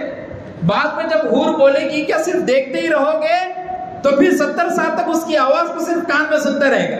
اتنی پیاری آواز ہمارے لیے انتظار میں ہے۔ وہ کبھی انتظار ہوتا ہم یہاں رک کے جاتے، ہم یہاں خواہشات نفس پہ عمل نہیں کرتے، بری چیزوں کی طرف نہیں جاتے، حرام کاموں سے بچتے، فعل حرام سے بچتے، برائی سے اجتناب کرتے، جب جا کے جنت ہمارا انتظار کر رہی۔ اور اللہ کے رسول صلی اللہ علیہ وسلم نے شہد کی نہر کو، دودھ کی نہر کو، پانی کی نہر کو اللہ کے رسول صلی اللہ علیہ وسلم نے دیکھا، اور قرآن مجید میں بھی فرمایا، مثل الجنۃ التي وعد المتقون فيها انہار من ماء غیر آسن وانہار من لبن لم يتغیر طعمه۔ لبن بولتے دودھ کے تھنوں کو۔ ہمارے پاس دودھ ہم لے کے آئے تو 1 دن رہتا، 2 دن رہتا، فریزر میں بھی رکھے تو 5-4 دن، اس کے بعد جیسے ہی بگونے میں ڈال کے گیس کھول دے تو پھوٹ گیا دودھ بولتے، دوسرا جا کے لے کے آؤ۔ کہیں اس کے اندر طاقت اتنی ہے، انہیں دنیا کا دودھ ہے، اور جنت کا دودھ کیسا ہے؟ لم یتغیر طعمہ، اس کا مزہ بھی نہیں بدل سکتا، ویسا دودھ ہے۔ وہ ہمارے لیے انتظار میں، ہم اس کے ہیں، ہمارے لیے سجایا گیا، اور یہ دنیا آخری ہے، اب اس کے بعد کوئی اور نبی نہیں آئیں گے۔ کالجز میں، اسکولوں میں ہم جاتے تو بعض بچے پوچھتے کہ مول صاحب ہمارے امی بولتے، کچھ بھی ہم شکایت کرے تو ہمارے امی بولتے اگلے جنم میں تو ان کے گھر میں پیدا ہونا، ایسا بولتے ہمارے امی۔ تو کیا صحیح بھی اگلے جنم میں پیدا ہوتے؟ بچے سوال کرتے۔ تو میں پوروں سے کہنا چاہتا ہوں کہ یہ آخری ہے، اس کے بعد کوئی اور جنم ہونے والا نہیں ہے۔ بچوں کو کیا ہے، سیریلوں میں، موویوں میں، فلموں میں دکھا دیتے کہ بار بار آ رہا انہیں مرے تو بھی، اس کا مطلب ہم بھی آتے، شاید ہم بھی پیدا ہوتے، شاید نہیں ہے ویسا، وہ ڈرامہ ہے، آپ کے سامنے نقل کر رہے، نقل کرائی جا رہی ہے اور نقالی کرائی جا رہی ہے، اور آپ دیکھ کے اس کو خوش ہو رہے کہ ساری چیزیں خراب ہے، آپ اس سے بچیے، ہم آخری امت ہیں، ہمارے بعد کوئی اور نبی نہیں آئیں گے، ہمارے بعد کوئی اور امت نہیں آئے گی، ہم اس کے بعد جیسے ہی میدان محشر میں پہنچیں گے جنت یا جہنم کا حساب ہوگا، ہم وہاں جائیں گے۔ اس کے بعد اللہ کے رسول صلی اللہ علیہ وسلم کو جنت بھی دکھائی گئی، جہنم بھی دکھایا گیا، مشاہدات کرائے گئے۔ اس کے بعد سدرۃ المنتہا پر پہنچے۔ سدرۃ المنتہا بیت المعمور کے پاس ہے۔ بیت المعمور مؤرخین مفسرین کہتے ہیں حضرت جبرائیل نے خود اللہ کے رسول صلی اللہ علیہ وسلم کو اس کی فضیلت بتائی بیت المعمور کی، اللہ کے رسول صلی اللہ علیہ وسلم نے بھی بیان کی۔ حدیث میں آتا ہے کہ بیت المعمور فرشتوں کا طواف کرنے کی جگہ ہے، جیسے ہم سعودی عربیہ جا کے طواف کرتے ہیں مکے کا، تو ویسے ہی سعودی عربیہ میں جو مکہ ہے اس کے بالکل اوپر ہی بیت المعمور ہے، تو فرشتے وہاں پر نماز پڑھتے ہیں، طواف کرتے ہیں۔ احادیث میں آتا ہے کہ ایک فرشتہ نماز یا طواف کرنے کے بعد اس کی باری 70,000 سال کے بعد آئے گی۔ اس سے کیا معلوم ہوا؟ فرشتوں کی تعداد معلوم ہو رہی۔ ہم عمرے کو جنوری میں گئے تو فروری میں جا سکتے، مارچ میں گئے تو اپریل میں جا سکتے، اس لیے کہ انسان کی اتنی تعداد نہیں ہے فرشتوں کے سامنے۔ اور فرشتہ ایک مرتبہ بیت المعمور کا طواف کر لیا یا وہاں عبادت کر لیا تو 70,000 سال کے بعد پھر اس کی باری آئی۔ اتنے زیادہ فرشتے ہیں، اور وہ فرشتے بھی اللہ کے رسول صلی اللہ علیہ وسلم کی تعظیم میں کھڑے، اتنے زیادہ فرشتے ہیں۔ اور فرشتوں کے سردار روح الامین حضرت جبرائیل ہیں۔ اللہ کے رسول صلی اللہ علیہ وسلم فرماتے ہیں میں نے اس وقت جبرائیل کو اپنی اصل صورت میں دیکھا، اپنے اصل رخ میں دیکھا۔ فرماتے ہیں میں نے جبرائیل کو دیکھا جن کے 600 پر تھے،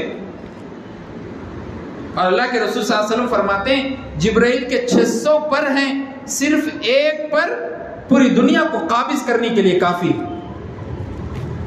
اتنے بڑے فرشتے روح الامین، اور اللہ کے رسول صلی اللہ علیہ وسلم کی کمان سنبھالے معراج کا سفر کرا رہے ہیں۔ اس سے بڑی شان اور کیا ہو سکتی ہے اللہ کے رسول صلی اللہ علیہ وسلم، اس سے بڑی عظمت کیا ہو سکتی ہے اللہ کے رسول صلی اللہ علیہ وسلم کی۔ قوم لوط کا عذاب آپ کو معلوم ہے، قوم لوط نے جب عذاب کیا، وہ گھنونا حرکت کی، وہ گھنونی کام کیا، تو اللہ تبارک و تعالیٰ نے جب حضرت لوط علیہ السلام نے دعا مانگی کہ اللہ میری قوم کو آپ عذاب دیجئے، یہ میں برداشت نہیں کر سکتا، اب یہ سنبھالی نہیں جا رہی، سن نہیں رہی، تو اللہ کے رسول صلی اللہ علیہ وسلم نے جبرائیل کو بھیجا کہ جبرائیل کر دو ان کا کام۔ حضرت جبرائیل آئے اور ایک ہاتھ سے پوری قوم کو اٹھایا اور پلٹ کر رکھ دیا۔ ایسے طاقت والے جبرائیل امین ہیں، اتنے بڑے روح الامین اللہ کے رسول صلی اللہ علیہ وسلم کی قیادت میں ہیں۔ تو سدرۃ المنتہا پر جیسے ہی پہنچے، سدرۃ المنتہا پر پہنچنے کے بعد اب اللہ کے رسول صلی اللہ علیہ وسلم حضرت جبرائیل کا ہاتھ پکڑے ہوئے آگے جا رہے ہیں۔ حضرت جبرائیل رک گئے، اللہ کے رسول صلی اللہ علیہ وسلم نے 3 مرتبہ ہاتھ آگے بڑھایا، حضرت جبرائیل رکے ہیں۔ اللہ کے رسول صلی اللہ علیہ وسلم نے مڑ کے پوچھا کہ جبرائیل چلو آگے چلتے ہیں۔ حضرت جبرائیل اتنے بڑے فرشتے ہیں، میں جبرائیل کی خصوصیت اس لیے بیان کیا۔ جبرائیل فرماتے ہیں اگر اس سدرۃ المنتہا کے آگے جبرائیل پہنچا، ایک پر بھی ادھر سے ادھر ہوا، اتنا بڑا جبرائیل، 600 پر والا جبرائیل، کائنات کا کوئی بھی بندہ، کوئی بھی غلام، کوئی بھی فرشتہ، کوئی بھی انسان اس آگے بڑھتا ہے سدرۃ المنتہا کے، جل کر خاک ہو جائے گا، وہیں کا وہیں پورے پرخچے اڑ جائیں گے۔ سدرۃ المنتہا سے آگے جانے کی کسی کی کوشش نہیں ہے، ہمت بھی نہیں۔ اللہ کے رسول صلی اللہ علیہ وسلم فرماتے ہیں اب آگے کیسے؟ حضرت جبرائیل فرماتے ہیں یہاں سے آپ کے لیے سواری کا انتظام ہوگا۔ اس کے بعد اللہ تبارک و تعالیٰ نے عرش استوا سے سواری کو بھیجا، جس کو ہم رف رف کے نام سے جانتے ہیں۔ وہ سواری آئی، بعض روایتوں میں ملتا ہے کہ سرخ رنگ کا ایک تختہ تھا، اس سواری پر آپ سوار ہوئے، وہیں پوری کی پوری لکیر کھینچی گئی کہ یہاں سے آگے کوئی نہیں آ سکتا۔ اسی لیے ہم جب کب دعا کرتے ہیں تو دعائیں سدرۃ المنتہا تک پہنچتی ہے، وہاں پہنچنے کے بعد اللہ تبارک و تعالیٰ کے پاس جاتی ہے، اور اللہ تبارک و تعالیٰ کوئی حکم دیتے ہیں تو سدرۃ المنتہا پہ وہ حکم آتا ہے، اس کے بعد فرشتے حضرت جبرائیل اس حکم کو لیتے ہیں، پھر دنیا میں آتے ہیں۔ وہ ایک اسٹاپ ہے، وہاں رکنا ہے ہر ایک کو، وہاں سے اوپر کسی کو جا نہیں سکتے، کوئی نہیں جا سکتے۔ سوائے سرور کائنات کے کوئی نہیں جا سکتے، سوائے فخر موجودات کے کوئی نہیں جا سکتے، سوائے آمینہ کے لال کے، عبداللہ کے در یتیم کے کوئی نہیں جا سکتا دنیا کا انسان۔ اللہ تبارک و تعالیٰ نے پوری کائنات والوں کو بتا دیا میں میرے نبی سے کیسی محبت کرنے والا ہوں، میں میرے نبی سے کیسے عشق کرنے والا ہوں۔ اس کی ایک جھلک دیکھنا ہے تو سفر معراج کے واقعے کو پڑھی۔ اللہ کے رسول صلی اللہ علیہ وسلم آگے بڑھے، کتابوں میں تقریباً محبوب اور عاشق میں جو باتیں ہوئی وہ نقل نہیں کی گئی، صرف 3 باتوں کے سامنے، جو میں اس سے پہلے بھی کہا کہ 3 آپ کو گفٹ دیے گئے، کہ ایک تو پہلا نماز کا تحفہ دیا گیا، دوسرا سورہ بقرہ کی آیتیں دی گئی، اس کے بعد تیسرا ہر آدمی، ہر امتی جنتی ہے سوائے اس کے جس نے شرک نہ کیا۔ اب جو تحفہ دیا گیا نماز کا، اللہ کے رسول صلی اللہ علیہ وسلم نماز کا تحفہ لے کر نیچے اترے، سدرۃ المنتہا پہ پہنچے، اس کے بعد 7ویں آسمان پر پہنچتے ہیں، حضرت موسیٰ حضرت ابراہیم کھڑے ہیں، حضرت ابراہیم حضرت موسیٰ سے بڑے ہیں، حضرت موسیٰ اللہ کے رسول صلی اللہ علیہ وسلم کے پاس جا کے پوچھ رہے ہیں کہ کیا ملا تحفہ؟ اللہ کے رسول صلی اللہ علیہ وسلم فرماتے ہیں 50 نمازوں کا تحفہ ملا۔ حضرت موسیٰ کہتے ہیں 50 نہیں پڑھ سکتی آپ کی امت، جائیے کم کرا کے آئی۔ یہاں پر ایک سوال یہ پیدا ہوا کہ بھائی موسیٰ علیہ السلام چھوٹے ہیں، ابراہیم علیہ السلام بڑے ہیں، دیکھا گیا تو بڑا سوال کرنا، چھوٹا خاموش رہے۔ چھوٹی بہن ہے، گھر میں رپورٹ لے کے آئی، ابا کھڑے ہوئے، بھائی کھڑے ہوئے، ابا رپورٹ دیکھ کے بولتے یا بھائی بولتے؟ ابا بولتے، اس لیے کہ ابا بڑے ہیں۔ اب جب ابا نہیں رہیں گے تو بھائی کمان سنبھالیں گے؟ اب یہاں پر موسیٰ سے بڑے ابراہیم ہیں، چاہیے تو یہ تھا کہ ابراہیم بولے، لیکن موسیٰ بول رہے۔ اس کی وجہ علماء کرام بیان کرتے ہیں، ابراہیم کا لقب خلیل اللہ ہے، خلیل اللہ کا مطلب اللہ کا دوست، اور موسیٰ کا لقب کلیم اللہ ہے، کلیم اللہ کا مطلب اللہ سے بات کرنے والے، خلیل مطلب دوست، اور دوست اس کو کہتے ہیں کہ ایک دوست نے ایک بات دوسرے دوست کو کہی تو فوراً اس کی تصدیق ہو جاتی۔ جیسا مثلا میں دنیا میں اس کی مثال دے کے بولتا ہوں کہ 2 دوست ہے، ایک دوست، اب پورا بیان منصاف کا ہونے کے بعد ایک دوست نے دوسرے دوست کو بول کے رکھی ہے کہ بھائی بیان ہوتے ہی ہم کو پستہ ہاؤس جانا ہے، چائے پینا ہے، تاکہ دماغ کی رگیں تھوڑی گرم رہے، ٹھنڈی نہ، تھوڑا اور رہنا عبادت۔ تو دوسرا دوست نہیں، نہ کو گاڑی میں پیٹرول نہیں ہے، کون دیتے، سب بولتے دوست ہیں نا۔ میں وہ دوست کی بات نہیں کر رہا ہوں جو استین میں سانپ ہے، اس دوست کی بات کر رہا ہوں جو حقیقی ہے۔ وہ دوست بولتا ہے کہ بھائی میری گاڑی میں پیٹرول نہیں رہے تو کیا ہوا، تمہاری گاڑی میں بھی نہیں رہے تو کیا ہوا، میں کسی اور رشتہ دار سے پوچھ لے کے ان کی گاڑی لے کے جاتا ہوں، لیکن جا کے آئیں گے۔ آپ بول دیے، ختم، فائنل، اب کچھ بھی اس کے اوپر کوشچنز نہیں ہوں۔ اب وہ تو خلیل اللہ ہے، اللہ کے دوست ہیں، جب اللہ بول دیے 50 پڑھنا ہے تو خلیل اللہ کیسے بول سکتے ہیں کہ کم کرائیے، 45 کر دو، 40 کر دو، 30 کر دو؟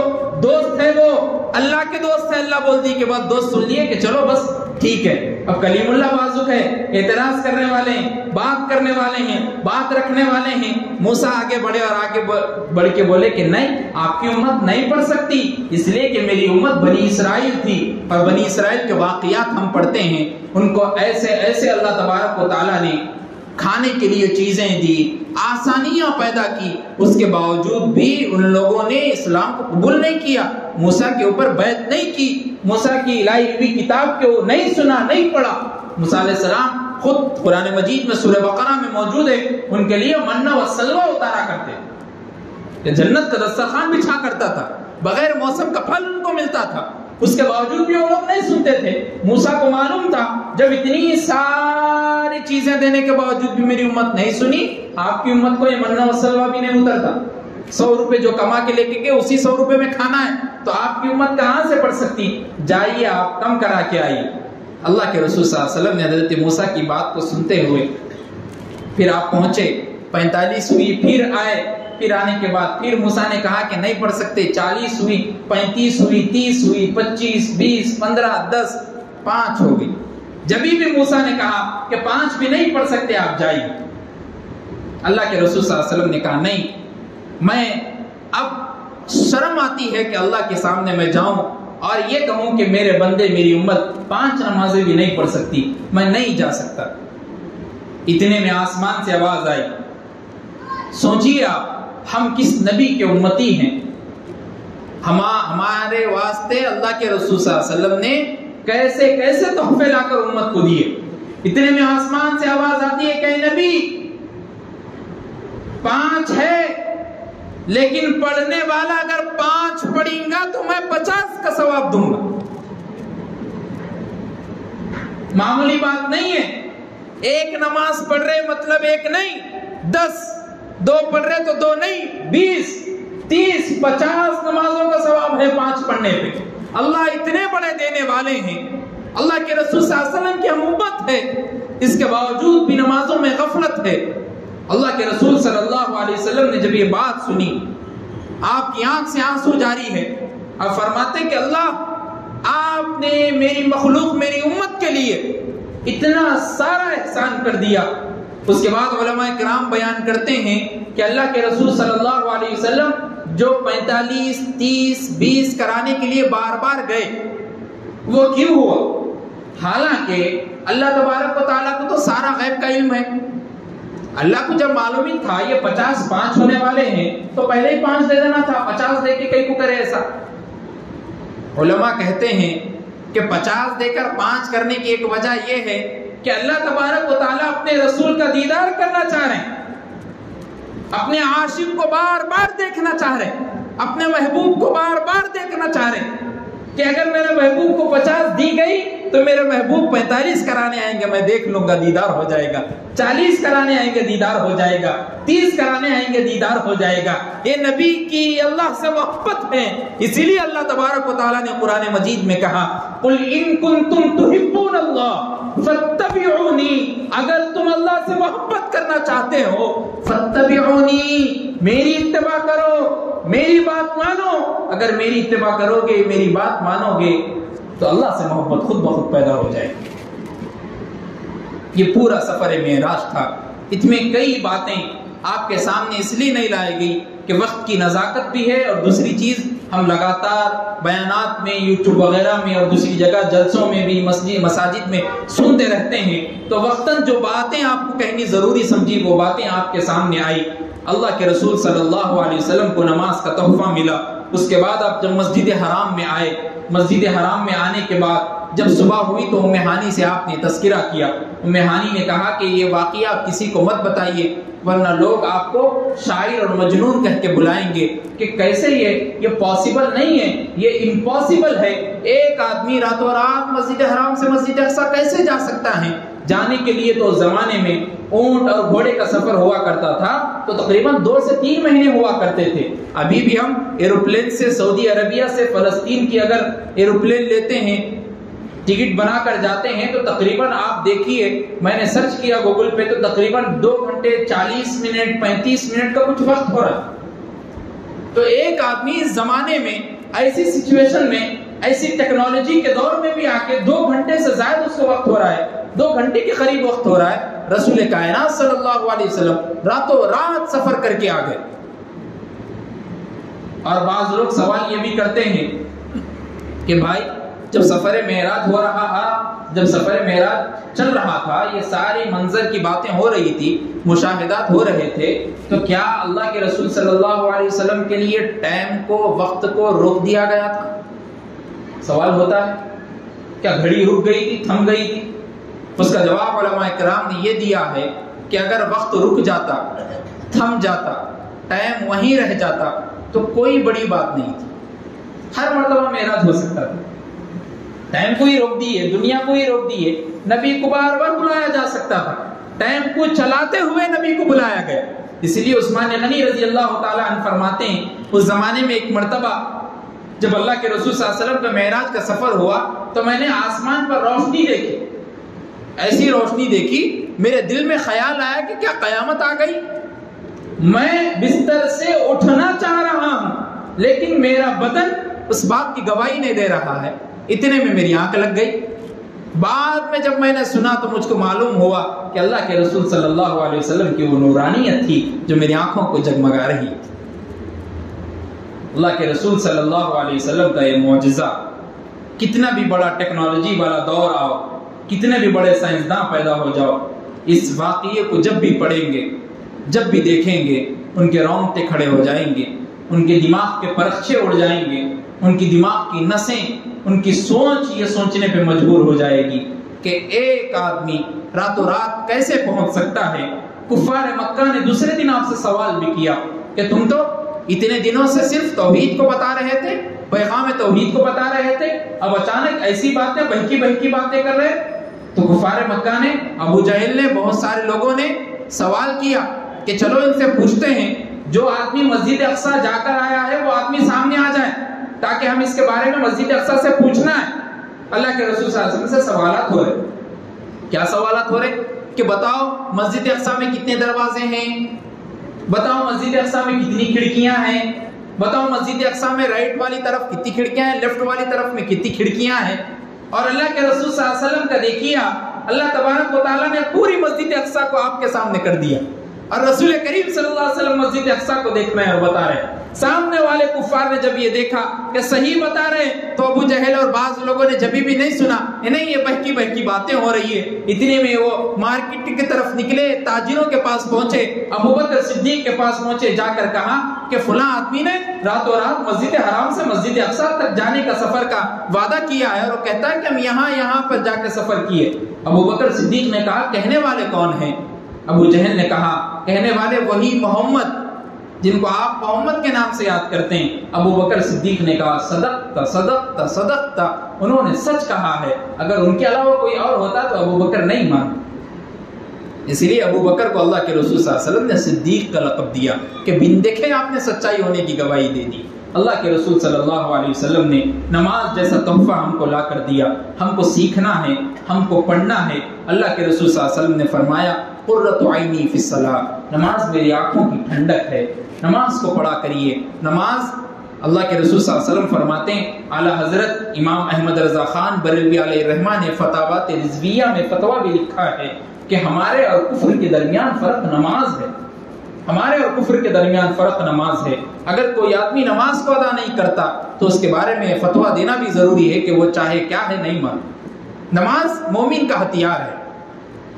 ایک آدمی نماز اگر باشعور ہو کر پڑھنا شروع کر دیا تو میں آپ کو پریکٹیکلی طور پر بتاتا ہوں، آپ کاروبار میں ہیں تو آپ کا کاروبار ترقی کے قدم چومے گا، آپ بزنس میں لگے ہوئے ہیں آپ کا بزنس آگے ہوگا، آپ گھر کی تعمیر میں لگے ہوئے ہیں آپ کے گھر کی تعمیر اچھائی کے ساتھ ہوگی، آپ کے بچوں کے فیوچر کے بارے میں سوچ رہے ہیں، آپ نماز پڑھیے، اللہ کی بارگاہ میں ماتھا ٹیکیے، آپ کے بچوں کا فیوچر اور اچھا ہوگا، ان کا فیوچرز برائٹ ہوگا، روشن ہوگا، تابناک ہوگا۔ اللہ ہمارے لیے کچھ اور نہیں چاہتے، اس کے سامنے صرف سجدہ کر کے بتانا ہے، نماز پڑھنا ہے۔ ہمارے صحابہ رضوان اللہ علیہ مجمعین ہمارے سامنے آئیڈیل ہے، نمونہ ہے۔ صحابہ نماز پڑھتے تھے تو ان کی نماز کی عادت، ان کے نماز پڑھنے کے طریقے کو سیرت میں بیان ملتا ہے۔ جب عثمان غنی رضی اللہ تعالیٰ رکوع کرتے تھے تو کبوتر یا فاختہ آپ کی پیٹھ پر آ کر بیٹھ جاتا تو وہ ایسا سمجھتا کہ میں کسی پتھر پر بیٹھا ہوں، سجدے میں رہتے تو بیٹھ جاتا، ایسا معلوم ہوتا کہ میں کسی پتھر پر ہوں، ہل ہی نہیں رہا۔ اور ہمارے بچے نماز پڑھتے ہیں، ہمارے نوجوان نماز پڑھتے ہیں، ہاتھوں سے ایک دوسرے کو مار لے رہے، پیر سے ایک دوسرے کو مار لے رہے، دھکے دے لے رہے، نئے کپڑے پہن لے کے تو 4 سے 6 مرتبہ صحیح کر رہے، نیا پینٹ ہے تو بار بار چڑھا لے رہے، نئی دستی ہے تو بار بار پوچھ لے رہے، نئی ٹوپی ہے تو بار بار صحیح کر رہے، نئی اینک ہے تو بار بار سجدے میں کہ جب صحیح کر رہے، ایک مرتبہ کچرا رہا تو ہر مرتبہ جاتے وقت صحیح کر رہے۔ یہ نماز نہیں ہے دوستو، نماز اللہ کی خشوع طلب کرنا ہے، نماز آپ میں اور اللہ کے درمیان راز کی باتیں ہیں۔ آپ اللہ سے بات کرنا چاہ رہے ہیں تو نماز پڑھنا ہے، نماز پڑھیں گے تو اللہ آپ کے دلوں کے بھیدوں کو جانتا ہے، آپ کے دل کیا چاہ رہا اللہ تبارک و تعالیٰ وہ پورا کر دیتے ہیں۔ اسی لیے علامہ اقبال رحمۃ اللہ علیہ نے فرمایا تھا، پڑھ نماز پنجگانا نہ کر کوئی بہانہ، پڑھ نماز پنجگانا نہ کر کوئی بہانہ، اس میں ہے تیری جنت ورنہ دوزخ ہے تیرا ٹھکانہ۔ یہ ایک شعر ہمارے لیے ہے، اور ایک شعر میں علامہ اقبال نے پوری نماز کی ہسٹری کو بیان کر دیا۔ اللہ تعالیٰ سے دعا کیجئے کہ اللہ ہم سب کو کہنے سننے سے زیادہ عمل کی توفیق عطا فرمائے، اور شب معراج کی جو خصوصیت ہے، فضیلت ہے، اس کو سمجھنے کی اور اس میں آنے والے تحفہ نماز کو صحیح سے 5 وقت ادا کرنے والا بنائے۔ وآخر دعوانا ان الحمدللہ رب العالمین۔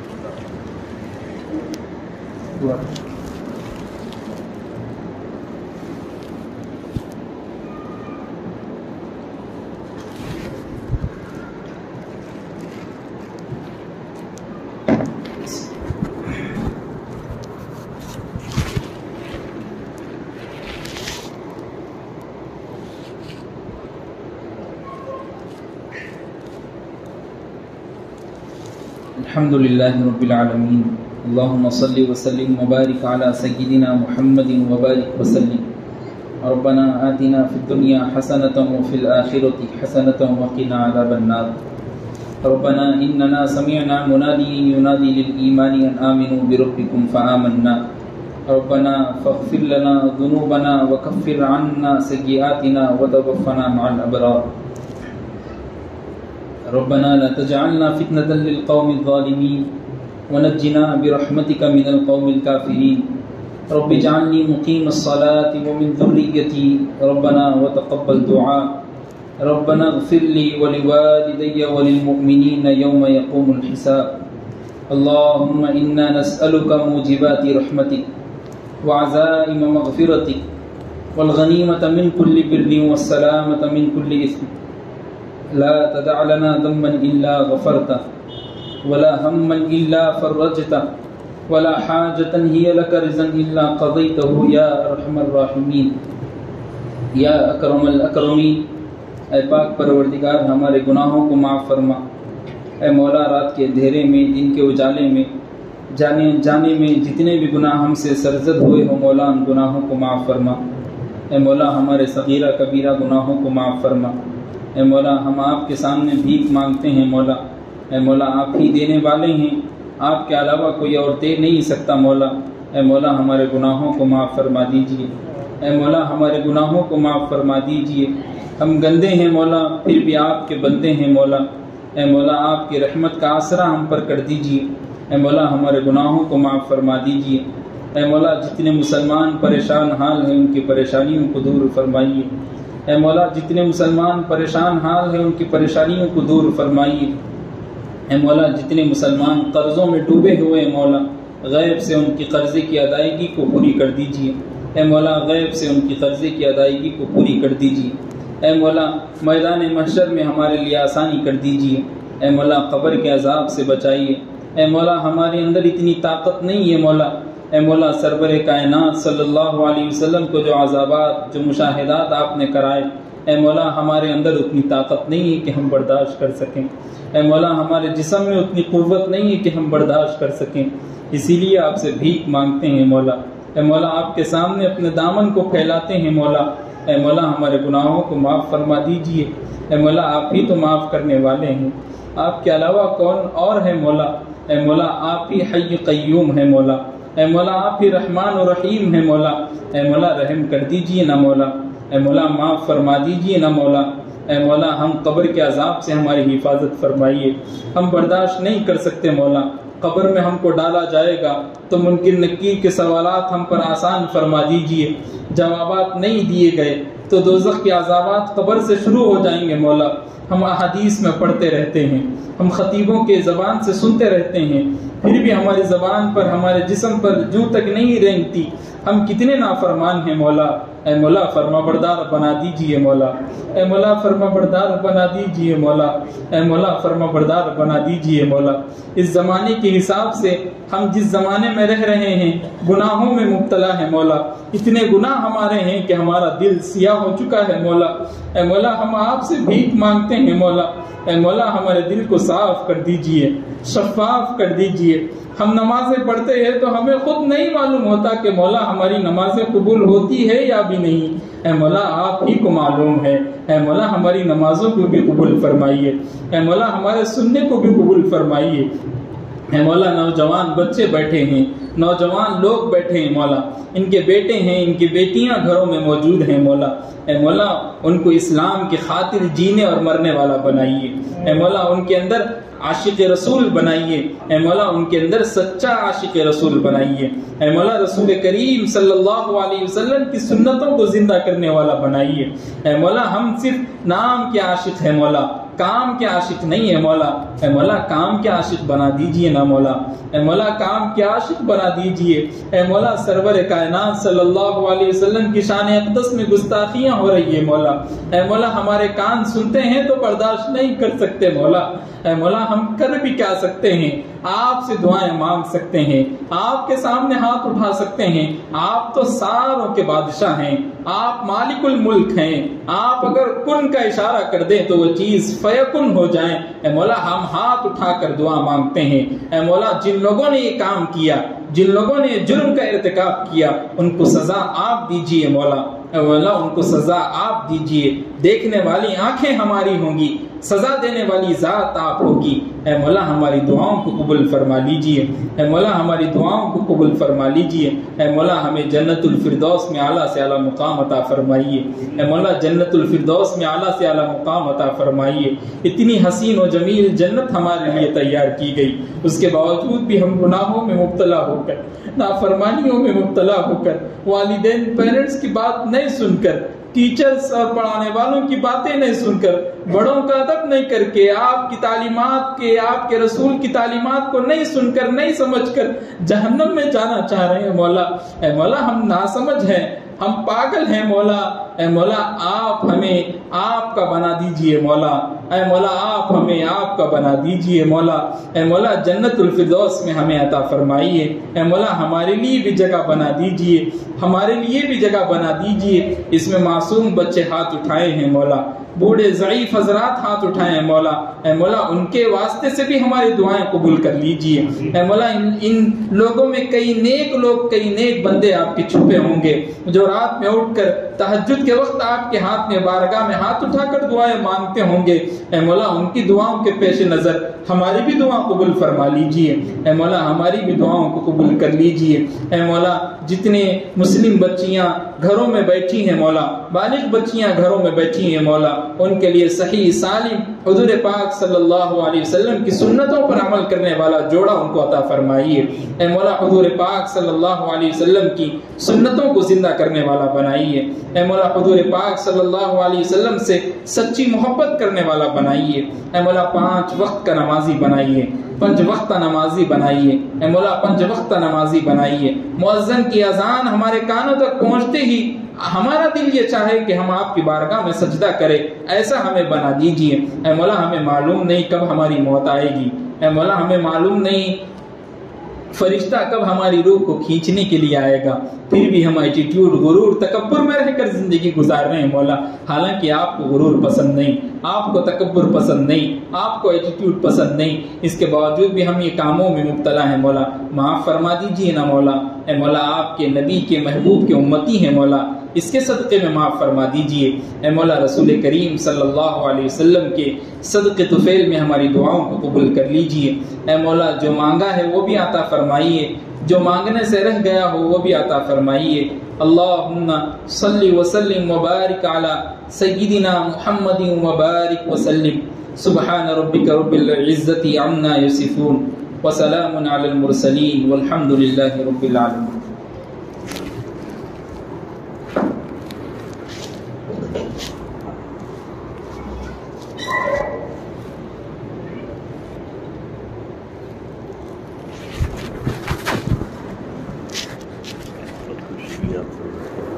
اللہ بہت پھر کامیاب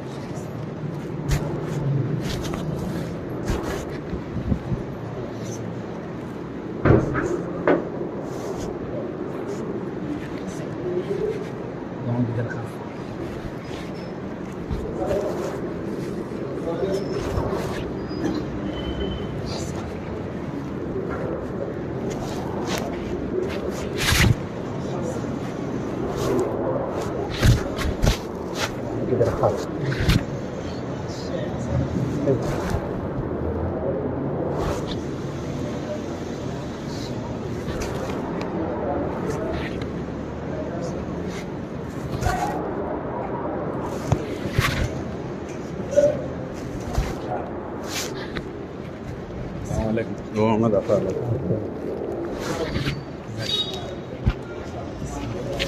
طاہر بھائی صاحب ملاقات کرا ہے سر نہیں خالی تھی ہمارے ہمارے والد کی ایک ہی تھے مخصوص دعاؤں میں یاد رکھیے. سعودی ریٹرن ہے ماشاء اللہ.